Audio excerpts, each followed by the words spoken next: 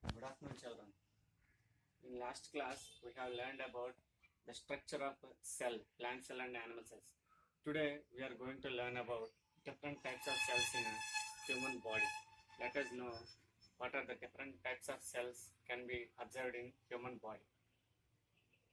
Before the study of cells, it is called cell biology. Cell biology. It is also known as cytology. Cytology, the study about cells, their structure and function, so it is known as cytology. Coming to different types of human cells.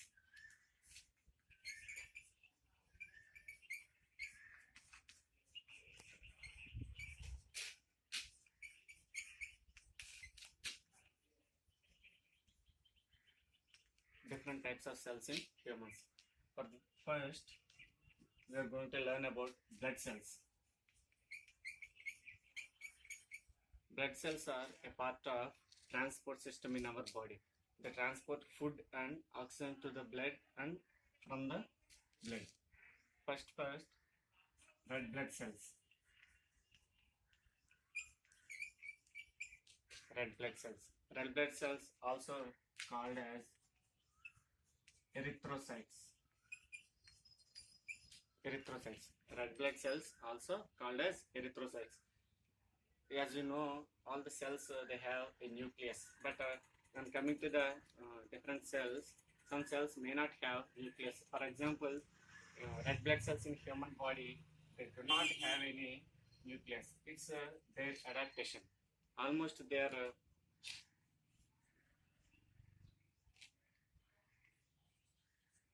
the structure is like this, not exactly spherical.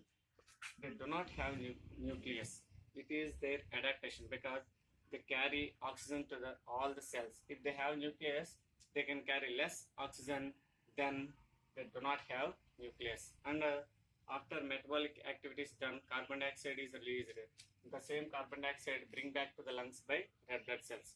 So having no nucleus help them to carry more oxygen to the cells and more carbon dioxide from the cells. It is their adaptation. It is very much clear that red blood cells are erythrocytes. They do not have any nucleus. Second one, leukocytes. Leukocytes also called white blood cells or WBC. In this leukocytes, mainly their function is to kill the invaders. Invaders in the sense foreign bodies. Foreign bodies in the sense which enter from the outside environment into an organism's body, like microorganisms, bacteria, virus. These are called invaders. They infect the living organism. They enter the body and they bring or they cause some infections and damage tissues. In such kind of situations, these WBC, red, white blood cells, they travel to that infectious place and they kill that invaders, mainly bacteria and virus.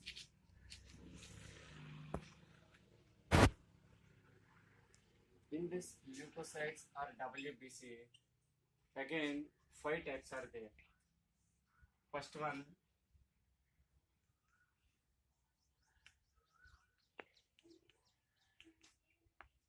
eosinophils, basophils,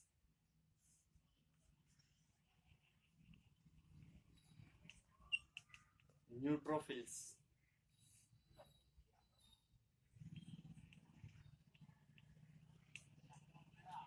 monocytes, again lymphocytes, eosinophils, basophils, neutrophils, monocytes, and lymphocytes. These 5 are types of white blood cells. These blood cells they travel to the infectious place and they kill invaders. When coming to the structure of nucleus in these white blood cells, they are like a lobed structure and they change their structure of nucleus and easily they travel to the infectious place. It is also an adaptation for white blood cells. I think you understood. Next to white blood cells, platelets. Platelets are thrombocytes. Platelets are thrombocytes. These platelets are very important for every human being. The number of platelets decides their bleeding status, and it helps in preventing internal bleeding and in case of injuries. Brain orders these platelets in case of injury to travel that particular injury place and help the blood to clot. It prevents the over bleeding and um, help the organism to cure the injuries. If there are no platelets in the body, the blood flows or bleeds continuously, and it leads to the death of the organism. That's why platelets are very important for every individual. Next to blood cells, the another type of different type of cell is neuron or nerve cell. Nerve cell, another different type of cell in human body. Its structure is, it resembles a tree-like structure.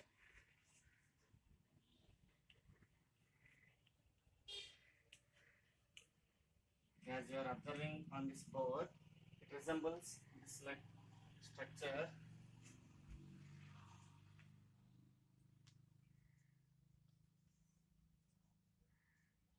This is called neuron or nerve cell. The brain and spinal cord in our body, they are made up of this kind of cells.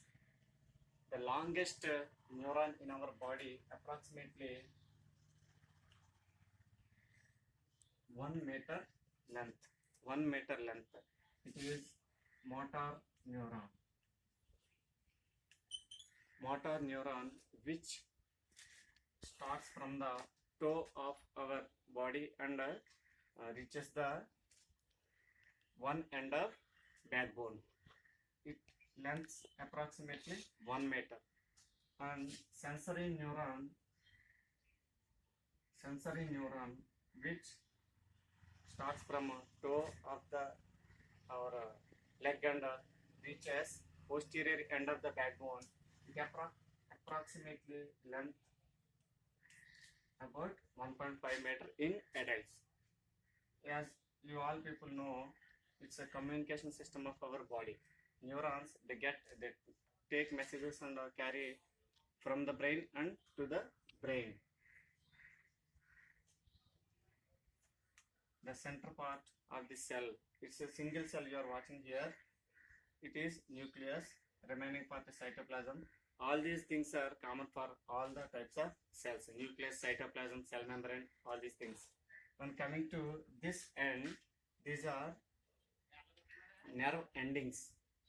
This nerve, it's one single nerve, it's a single nerve cell. This end join with another nerve cell. Here, these nerve endings, they join with the another nerve cell. This place is called synapse. Here, information transfer from one cell to the other at this particular place. This place is called synapse. Here, this is axon. The length from the base of the cell body runs down. This is axon. The maximum length of axon in motor nerve is 1 meter. It's the longest cell in our body. The maximum length of sensory neuron is about 1.5 meter in human body. The study about these neuron or nerve cells is called neurology. The study about structure and functions of neurons is called neurology. I think you understood this.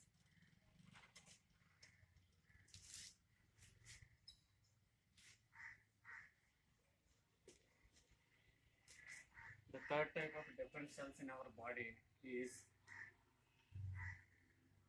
nephron or kidney cells. kidney cell. They appear in this way. These are rough diagrams and drawn for your understanding.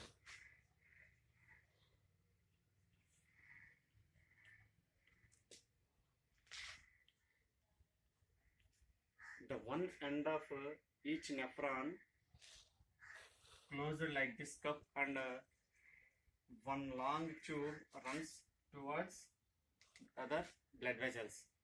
The function of nephrons or kidney cells is to filters the blood.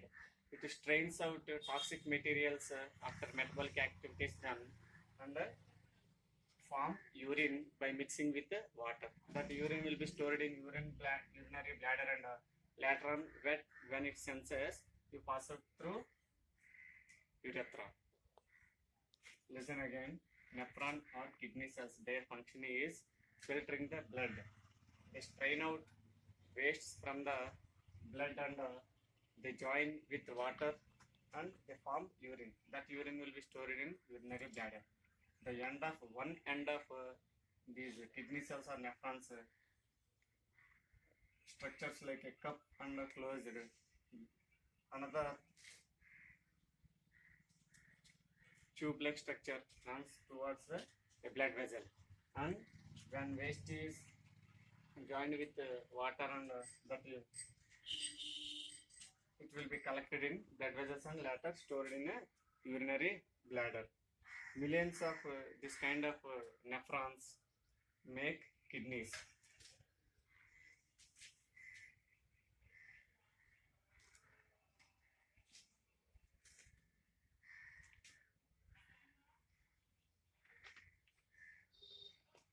The previous three types are normal body cells. When coming to ovum, it is a reproductive cell.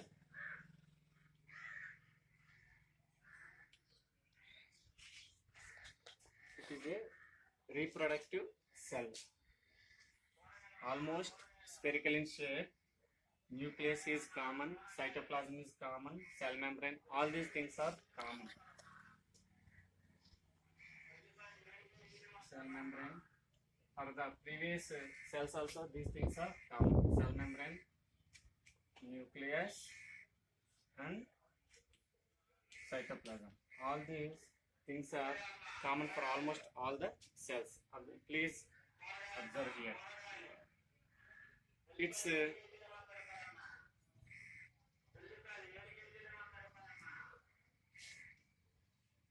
it is human reproductive cell, can be seen in female reproductive system. Its approximate size is 0.1 mm. It's a reproductive cell.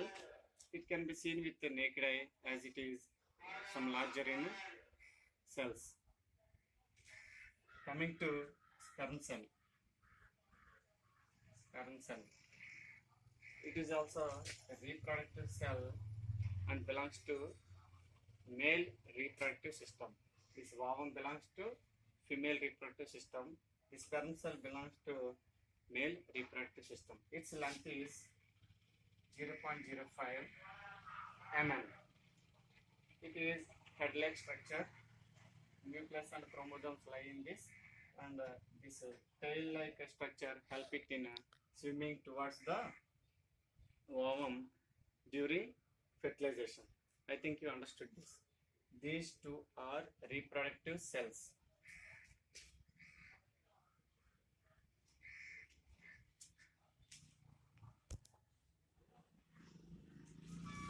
Coming to another type of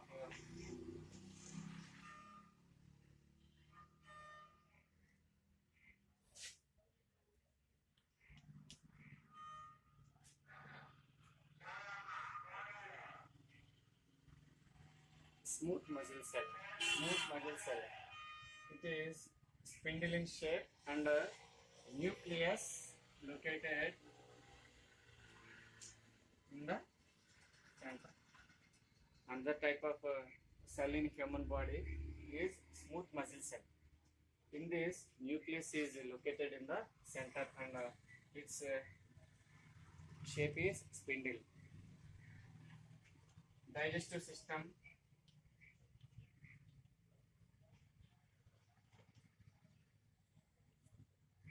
and internal organs.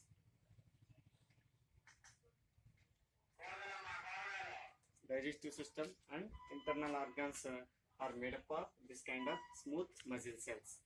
Again, listen. The nucleus is located in the center of the cell, and the shape is like a spindle. Internal organs and the complete digestive tract from mouth to the anus, esophagus, stomach, liver, pancreas. These all things they are made up of smooth muscle cells. Thank you. See children, until now we have learned that the structure of the cell and functions of the cell and different kinds of the cells in animal body. And now we are going to learn that how materials and things transported inside the cell and move from the cell to the outside environment. Here are two processes that made these things possible. The first one is diffusion. Diffusion. This word is used in physics, chemistry, biology, and sociology. Diffusion means nothing but a movement of materials from high concentration to the low concentration. It belongs to liquids and gases. Liquids or gases, they travel or they diffuse in the sense that they spread from high concentration to the low concentration. For example, here more concentration of CO2 is there. It's a single cell. In this cell, more concentration of CO2 is there. In this cell, less concentration of CO2 is there. To make it equal or to stabilize the percentage of carbon dioxide, this carbon dioxide goes out.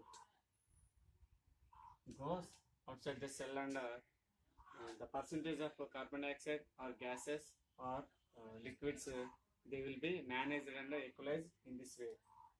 Diffusion. After metabolic activities done in our body, toxic materials and carbon dioxide and other gases released, they will be sent out in this process called diffusion.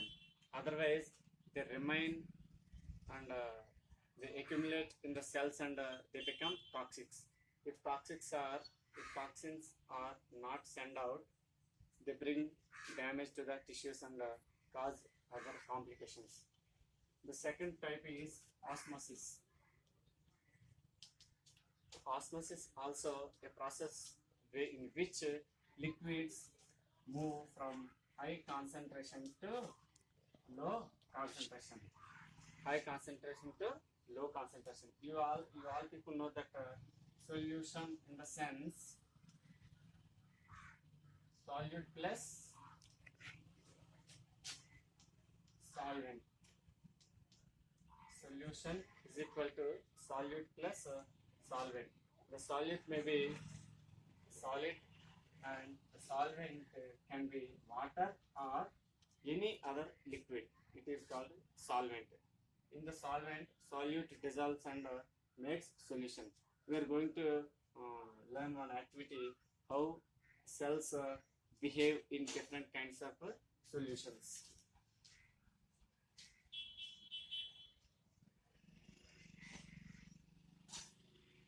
First solution is hypertonic solution. Hypertonic solution. This activity tells us how osmosis is important for cells to send out waste and to let the minerals and important things come inside.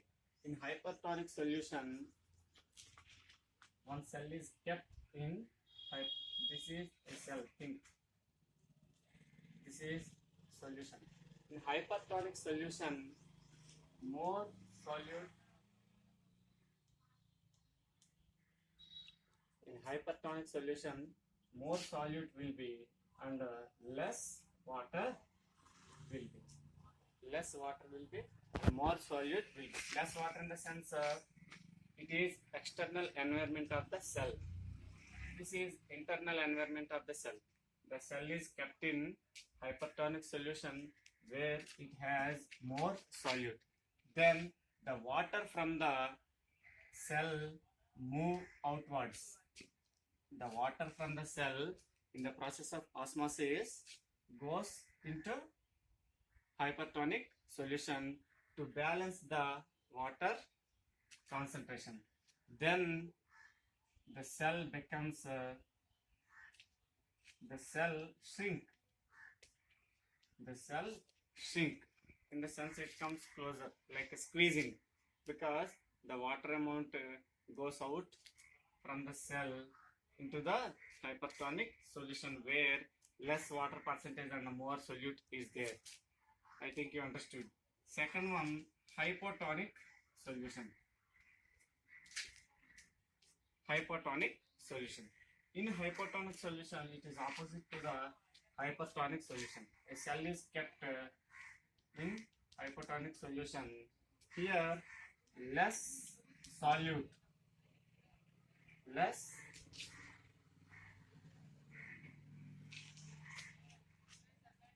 solute, more water. More water in the sense, then inside the cell environment, outside the cell, there is more water concentration. So, inside the cell, less water concentration. Outside the cell, more water concentration.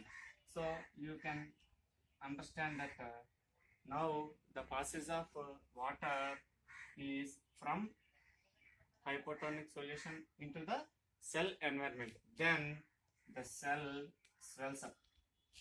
Swells in the sense increase in size. Like when you blow air into a balloon, it increase in the size, expands like that. It happens in hypotonic solution. In hypotonic solution, less solute will be, more water concentration will be than the inside cell environment. Then water from the outside environment travels into the cell, and the cell becomes larger in cell. It means it swells up. It swells up. This way we can understand that osmosis is very important for plant cells, because osmosis balances the concentration of water level inside the cell environment and outside the cell environment. Otherwise, this way cells swell up and they burst, and it brings damage to the tissues of the plant cells. Osmosis is very important for animal cells also, as well as in plant cells. It is very much important because it avoids or prevents bursting of cells in plant cells, because they absorb water from the continuously from the soil. So if no osmosis process in this way, like a hypotonic solution, less water concentration inside the cell environment, more water concentration outside. So water goes into the cells and they swell up and burst. Here the third one is isotonic solution. The third one is isotonic